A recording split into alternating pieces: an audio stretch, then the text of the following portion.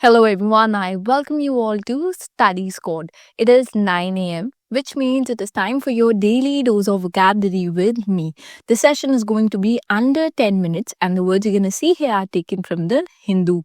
And if you're preparing for any exam like SSC, CDS, NDA, FCAT, or banking, you know that vocabulary is a essential part of your exam because in all these exams, you at least see two to three questions related to vocab. Okay, so we are trying to cover that every day. So every day, if you give 10 minutes of your life and you start your day with this kind of session, you will get a dose of vocab which will help you in cracking these exams. So without wasting any further time, let's start the session and let's discuss the first word for today. The first word that we're going to discuss today is reveler. Reveler means a person who is enjoying themselves in a lively and noisy way. So, somebody who enjoys themselves by making a lot of noise, like you could see here in the image, people are celebrating New Year, right? So, whenever people are celebrating New Year, such kind of eve they kind of turn very noisy, very loud. So these kind of people are termed as revelers. Here let's see the sentence is drunken revelers brawled in the town center in the early hours. So they were brawling in the town center in early hours, so they were drunk and they were doing that in the town here. Okay, here we see a word brawl, and you're gonna tell me the meaning of this word in the comment section. Let's see how many of you guys know the meaning. If not, check the pinned comment. There, I'll write the meaning of this particular word. Okay, the synonyms here are merrymaker and carousel, and the antonym here is killjoy, somebody who does not enjoy themselves in a very lively manner. Next word for us is halt.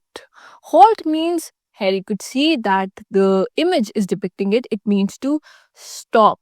You're stopping something. So instead of using the simple word like stop, we could use an alternative, which is a better word for vocab. We can use halt also. Okay, so what does this word basically mean? It means a short stop in some activity, movement, or growth.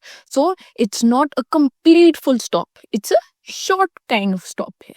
So you stop your activity for some time and eventually you'll again continue it. Okay, the sentence here says work came to a halt when the machine broke down. So the work came to a halt. It came to a short stop here because your machinery broke down. So you couldn't complete your work then. Synonyms here are stop, stall, curb, and impede. Impede is different and curb is also different. So we'll star mark both of them. Antonyms are continue, to keep on doing something, to proceed, or to persist here.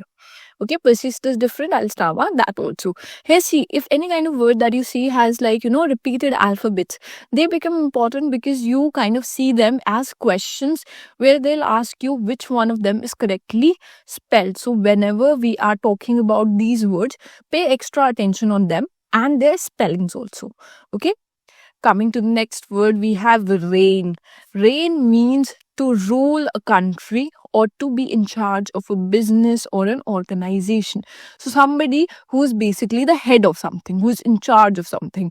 It could be in charge of a country, it could be in charge of an organization or business. So they are reigning over it.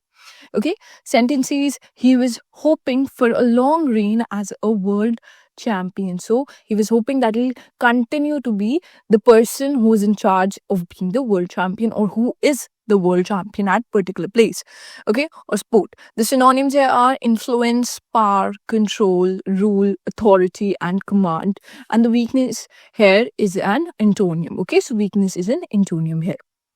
Next word for us is acrimony. Acrimony is a different kind of word. Okay, so we star mark that because this kind of word you rarely see. A word like acrimony. So what does this word mean? It means angry or bitter feelings over.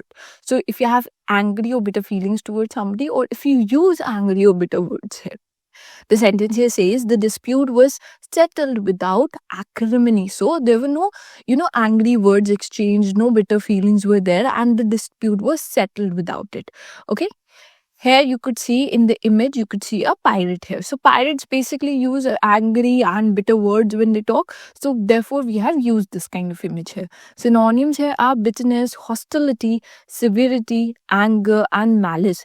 Here hostility is a kind of word that you see most of the times in these exams, that they'll ask you the meaning of this word, okay, or the antonyms of this word. So you see this word. So this is important. Also malice is a kind of word that we see in your questions, which comes again. So pay extra attention on them. Antonyms here are diplomacy, cordiality, and civility. Civility. Okay, so here cordiality is different, and in star market, civility is a basic word. Next, we have the word abet. Abet means encourage or assist someone to do something wrong in a particular, to commit a crime. So basically you encourage somebody to do something wrong here. As you could see in the image, this person is abetting the other person, okay, and they are obviously doing something wrong because they are trying to go to the other side of the wall without the permission here. Okay, sentence says she abetted the thief in his getaway. So basically she helped the thief in getting away. Synonyms here are provoke, promote, encourage, raise, incite, format, and instigate. Format is different and we'll star mark that. Antonyms are restrain, regulate, and discourage. Next word for us is decorum. Decorum means polite behavior that is appropriate in a social situation. So you talk in a particular way that is appropriate for that social setting. Like here you could see that two people are maintaining the decorum of the organization, or they're in a meeting or anything, so they're maintaining that kind of polite behavior. Here the sentence says students are taught to maintain in a sense of decorum in school. So they are taught to maintain that kind of polite behavior in school. Okay, synonyms are etiquette, decency, propriety, morality, dignity, civility. Again, you see this word, and you see prudence. Here, see, this word is important. Most of the times we see that they ask you what is the spelling of this word, because it has repeated letters here and the spelling is little bit different. So I'll star mark that. Pay extra attention. And also the word prudence here is important. So we'll star mark that also. Antonym for these are inappropriacy, indecency, and coarseness. Next, we have the word duel. Duel means a formal type of fight with guns or other weapons. As you could see in the image, they are using a weapon here, which was used in the past to decide an argument between two men. So basically, in ancient times, they used to get into a duel to find out which one of them is right.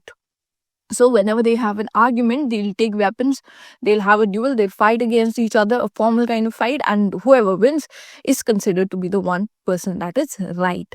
The sentence here says he won by a short head after a great final for long duel. So after a very long duel, after a very long fight, he won. Synonyms are rivalry, battle, struggle, competition, confrontation, and warfare. And antonyms here are peace, harmony, and concord.